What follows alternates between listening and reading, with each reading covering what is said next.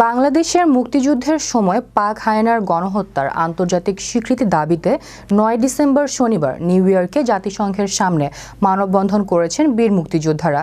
Sector commanders forum মুক্তিযুদ্ধ ৭১-এর যুক্তরাষ্ট্র শাখা আয়োজিত এ মানববন্ধনে কমিউনিটির বিশিষ্টজনেরাও উপস্থিত ছিলেন। বিস্তারিত থাকছে ডেস্ক রিপোর্টে। ৭১-এর গণহত্যার আন্তর্জাতিক স্বীকৃতির দাবিতে জাতিসংঘে মানববন্ধন করেছেন বীর মুক্তিযোদ্ধারা। এ সময় তারা জাতিসংঘ মহাসচিব বরাবর স্মারকলিপি প্রদান করেন। কর্মসূচি চলাকালে জাতিসংঘ মহাসচিব অ্যান্তোনিও গুতেরেজের প্রতিনিধি হিসেবে মহাসচিবের রাজনৈতিক সম্পর্কিত কর্মকর্তা আদিত্য অধিকারী সেখানে এসে স্মারকলিপি গ্রহণ করেন। সে সময় আদিত্য বলেন, স্মারকলিপিটি খুব শীঘ্রই যথাস্থানে পৌঁছে দেওয়া হবে। ৯ ডিসেম্বর ছিল আন্তর্জাতিক গণহত্যা দিবস এবং গণহত্যার ভিকটিমদের স্মরণ করা ছাড়াও সামনের দিনগুলোতে গণহত্যা প্রতিরোধে শপথ গ্রহণেরও দিন। সে আলোকে ৮ ডিসেম্বর নিয়মিত প্রেস ব্রিফিংকালে বাংলাদেশে ১৯৭১ সালের গণহত্যাকেও স্বীকৃতি প্রদানের প্রসঙ্গ উত্থাপন করেছিলেন সেক্টর কমান্ডার্স ফোরামের যুক্তরাষ্ট্র শাখার সভাপতি বীর মুক্তিযোদ্ধা লাবলু আনসার। জবাবে মহাসচিবের মুখপাত্র স্টিফেন ডুজারিক বলেন, কোনো ঘটনাকে গণহত্যা হিসেবে স্বীকৃতি দেয়া মহাসচিবের কাজ নয়, এটি উপযুক্ত বিচার বিভাগীয় কর্তৃপক্ষের ওপর নির্ভর করে। আদিত্য অধিকারী ডুজারিকের বক্তব্যের প্রতি ইঙ্গিত করেই জানিয়েছেন যে নেদারল্যান্ডের হ্যাগে অবস্থিত আন্তর্জাতিক অপরাধ আদালতে তা প্রেরণ করা হবে।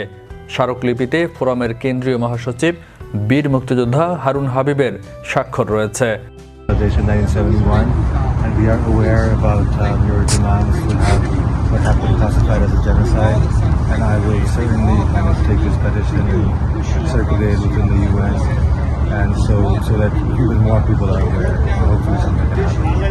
মানববন্ধনে সভাপতিত্ব করেন হোস্ট সংগঠনের সভাপতি বীর মুক্তিযোদ্ধা লাবলু আনসার।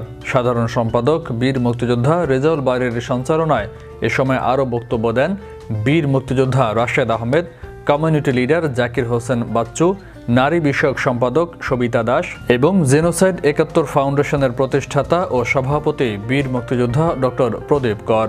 বক্তারা বলেন, বিংশ শতাব্দীতে বিশ্বের অন্যতম বৃহৎ হত্যাযজ্ঞের একটি হচ্ছে ১৯৭১ সালে বাংলাদেশের মুক্তিযুদ্ধের সময় ৯ মাসে ৩০ লাখ বাঙালিকে হত্যা, ৪ লাখের অধিক নারীর সম্ভ্রমহানির ঘটনা।